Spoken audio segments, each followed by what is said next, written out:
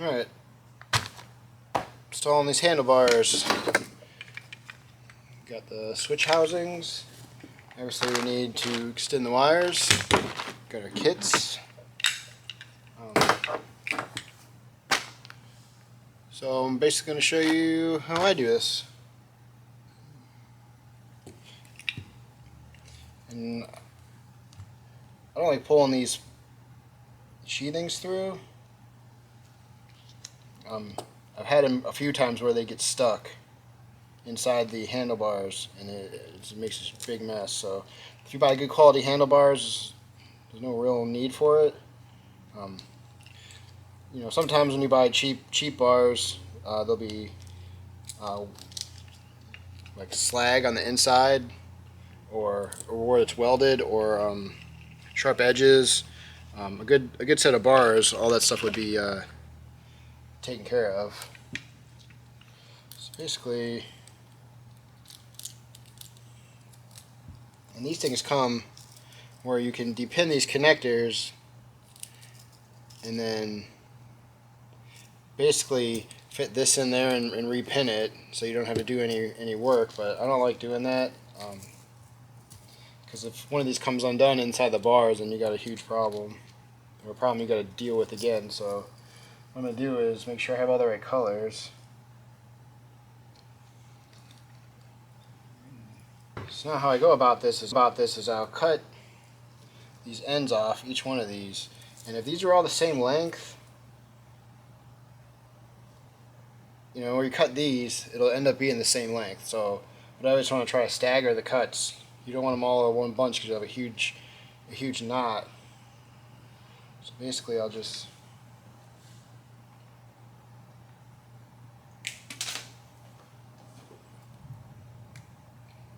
just trimming the ends. So.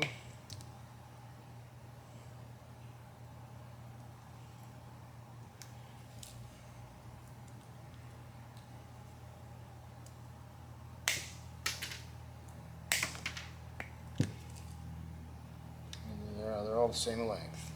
So the same goes with this bunch of wires.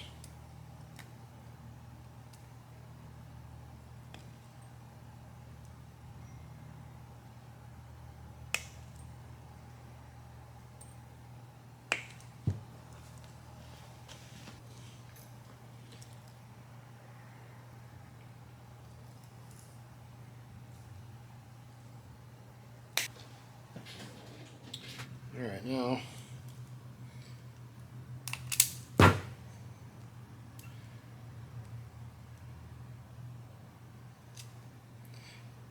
trick is try to get these all the same, strip them all the same amount. So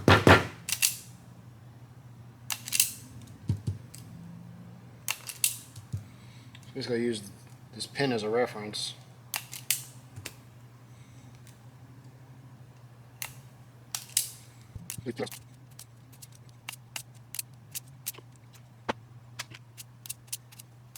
Alright. Now I got my solder, got my heat shrink.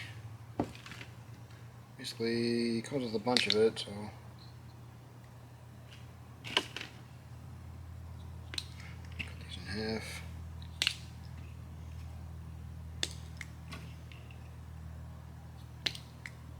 Another bad thing about just plugging them in the middle of the bars is it creates a big lump, and that's really hard to get through the bars. So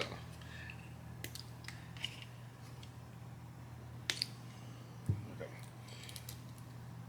So basically what I'm going to do is do this one at a time and cut them different lengths.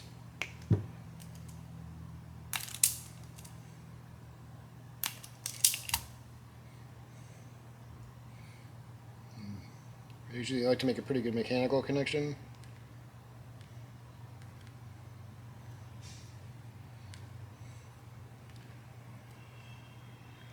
Like that. I need 2 of these.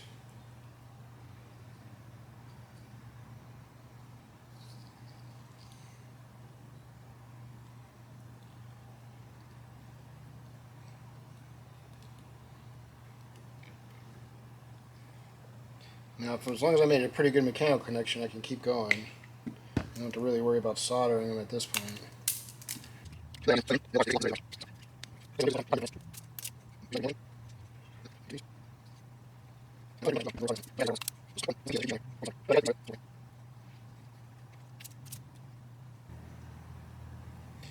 And then now, give it just a slight little tug.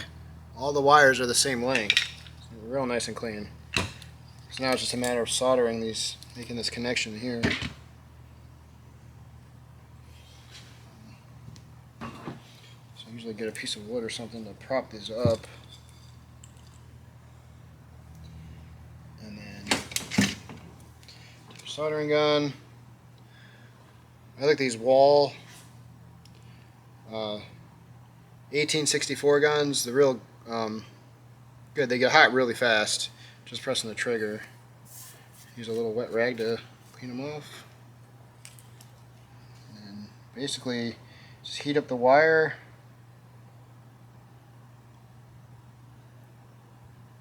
And once it gets hot enough, it'll absorb the solder. Real simple. Just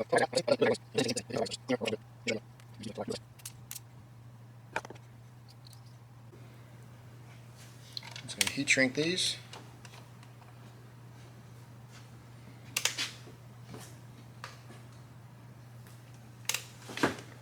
Yeah.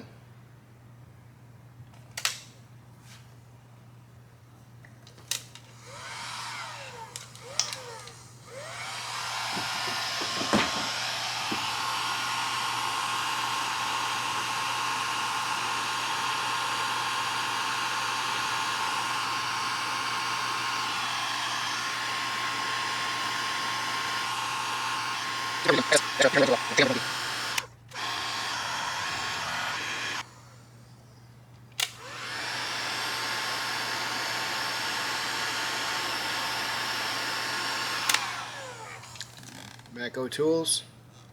Had this for a long time. Or Mac tools, I'm sorry.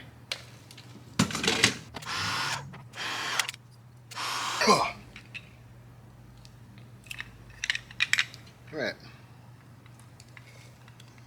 There's that. So the next step is I do have to depin this connector here. So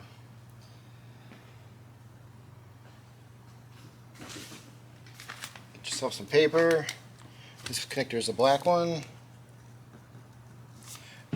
which on the bike is the right side. And then these have numbers on them. I don't know if you can see them, but there's a 3 and a 6 there, and a 1 and a 4 here. So 1, 2, 3, 4, 5, 6. So basically 1, 2, 3, 4.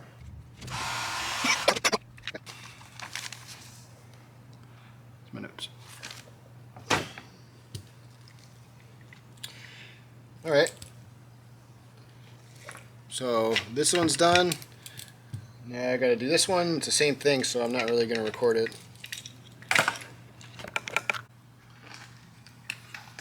All right. So we got to get these wires through here,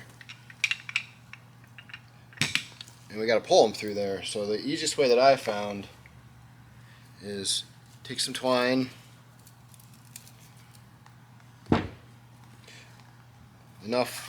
long enough to go through here, and then with a little bit of compressed air, you can feed it through and it pops out real easy. So that being said, what we need to do is get this one little piece of string. I like to at least double it up. So this here.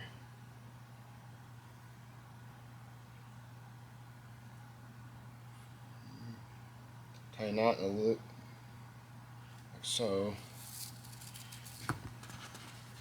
Get a bunch of this.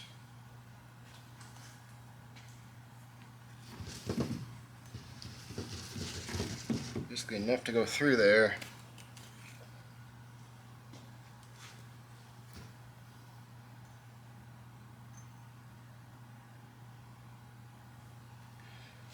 Pull this through.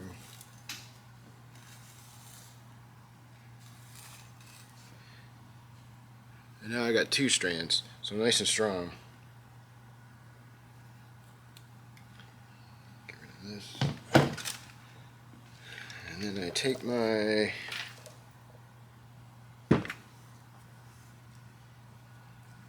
wire loom, and it's nice because it's not all taped up or anything. I can kind of stagger these a little bit, and then how I do it is I put it down past it and then wrap this around a couple times, and I keep my finger there to hold it, and then take this loop and stick it back through the middle of it, or back through the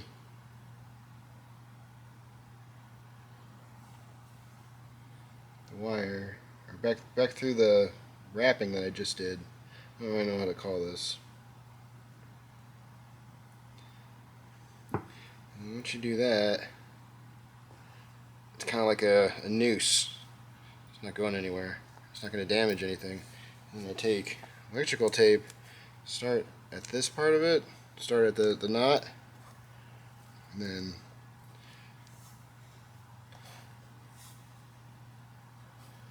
wrap it around tightly, and you don't want to leave any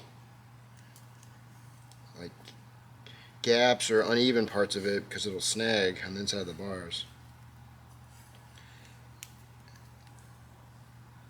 And then I go past a little bit just to make kind of like a point, and then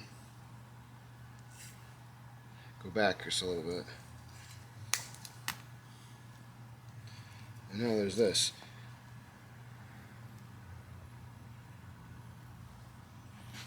So now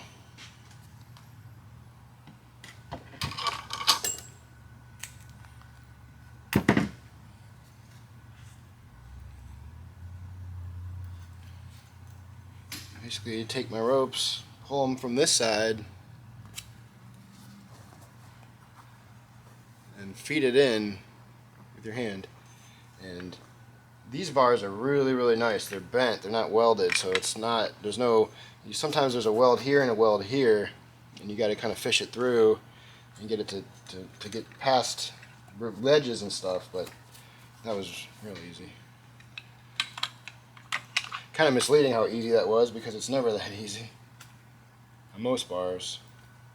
Oh, and another thing, I leave